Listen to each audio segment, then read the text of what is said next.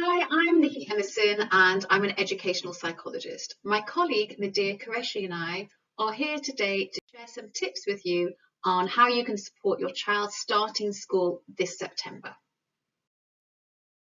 Because of COVID, the usual processes for starting school haven't been in place, and this has created a lot of uncertainty. Children haven't been able to visit their schools, they haven't met their teacher, they haven't been able to see the activities they're looking forward to doing, and also they haven't met up with the children they'll be sharing their classroom with. They've also spent quite a lot of time at home, parents have been working at home, and they haven't had the same social opportunities as expected. Please don't panic. The schools are ready to welcome your child, and we have 7 top tips ready for you to help your child during these difficult times. Our top tip number 1 is look after yourself and have fun over the summer.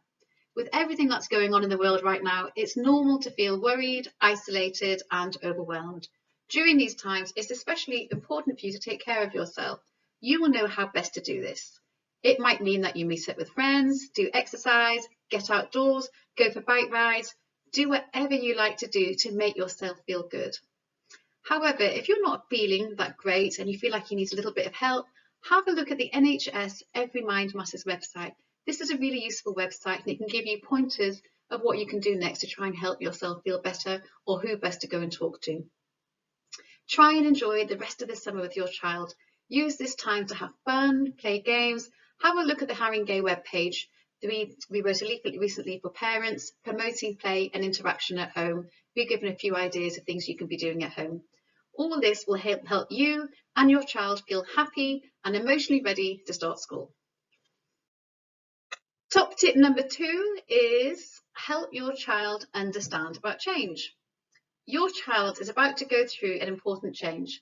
It's important for them to understand what change is, that lots of things change and change can be amazing and exciting. You can help them understand this by looking at books, either reading them together or watching them already being read on YouTube. There are some really nice stories out there for helping your child understand about change. These stories are also on the parent leaflet that's been sent out to nurseries and schools. The first story, The Very Hungry Caterpillar, is a lovely story about a little caterpillar who eats so much fruit and changes into this wonderful, beautiful butterfly. There's also another story called The Little Tree, and again, these are on the parent leaflet. Also, you could have a look at photographs of your child as a baby, comparing them to photographs of your child right now, and this will help them understand how they have changed and that they are continuing to change. You could talk about going to school as a positive and exciting change, and this will help your child to look forward to doing it more. Also, if you can, try and get some photographs of your child's last nursery, their last childminder, or wherever they had been previously, and try and show them pictures of the school they're going to, so you can describe the change about that as well and emphasising what the change is. The number 3 top tip for supporting your child going to school is try and help your child understand goodbyes and hellos. As well as understanding changes, it's really important to support your child to understand endings and beginnings, and of course goodbyes and hellos. Talk about saying goodbye to the nurseries and some of the people who looked after them. Talk about saying hello to their new teacher and their new school. And again, there are lots of books you can watch on YouTube or you can get hold of to look at together. There's a really good book called Gotta Go Butterfly by Kevin Myers, and this makes quite a light-hearted view of saying goodbye using lots of animals and lift-up flaps. You could try and read this book together or again watch it on YouTube. Help your child to try and understand that they can still keep in touch with old friends. They can make and send their own goodbye card and picture and send this to the old teacher at the nursery or take it in. The number 4 top tip about supporting your child going to nursery is to help your child know what to expect. Your new school might have sent you a welcome pack or a brochure. These normally have photographs of the school, the classroom, the lunch hall, the playground, maybe the teacher and other important staff. Try and look at these pictures together with your child. Stick any important pictures, some are prominent, like on the fridge, so that your child can see. Try and get them to talk about what they're looking forward to doing at school, and if necessary, remind them of what they used to like doing at nursery. For some of them, it'll seem so far away, they might actually have forgotten. Try and acknowledge any of the fears that they have but also try and keep things positive too. If you have any concerns, yourself or your child, bring these up with the school. You could try and write a list of any questions to ask your teacher. Please don't be scared to ask. Your teacher will be pleased to help you. Also, you could try and get them to explore their positive personality traits, the things they like doing, the things they don't like doing.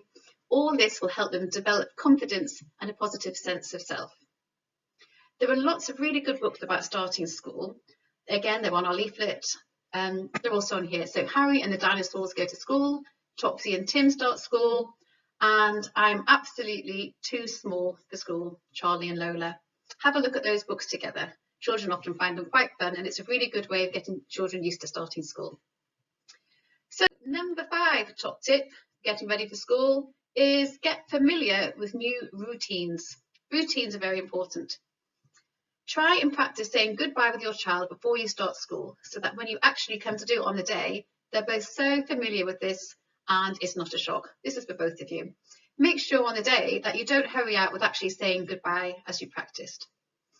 Even if you're feeling quite sad and a little bit negative or apprehensive about the situation, try and put on a brave face, as you don't want them to pick up on your feelings on the day. Try and practice your morning routines, getting up, getting breakfast, brushing teeth, getting dressed, all in time to do the school run. Also practice the school run.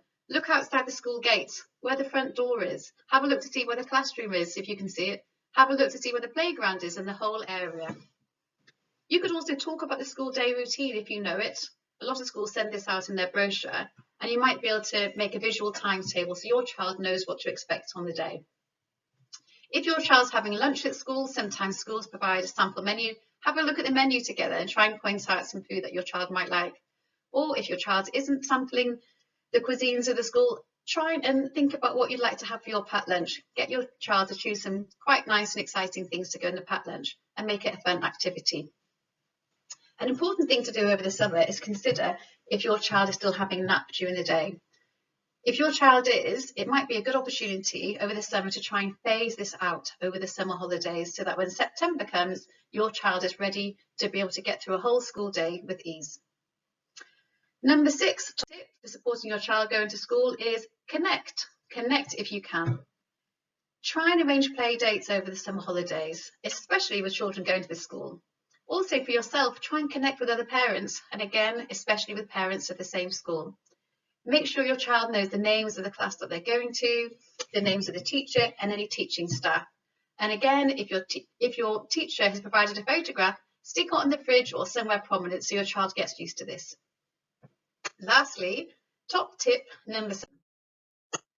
Plan for the next few days. Starting school can be very tiring. Let your child get used to the school day before arranging any after-school activities. Don't worry if your child might appear a bit tired or clingy in the first few days. They're probably absolutely exhausted. Before school starts, have a nice treat planned for the end of the day. This could be a game, a special snack, a trip to a shop. It's something that your child can look forward to doing at pick up at the end of the school day. And most importantly, you need to think about yourself. Don't forget yourself. It's normal to have a mixture of emotions about your child starting school, especially at the moment. So plan something nice after drop off for yourself. Call a friend, go for a coffee, and prepare yourself for how you might feel on that day.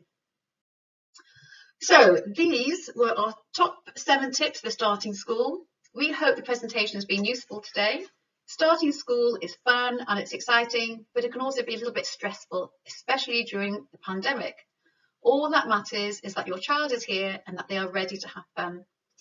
On behalf of the Educational Psychology Service, we would like to wish you and your child the best of luck for September.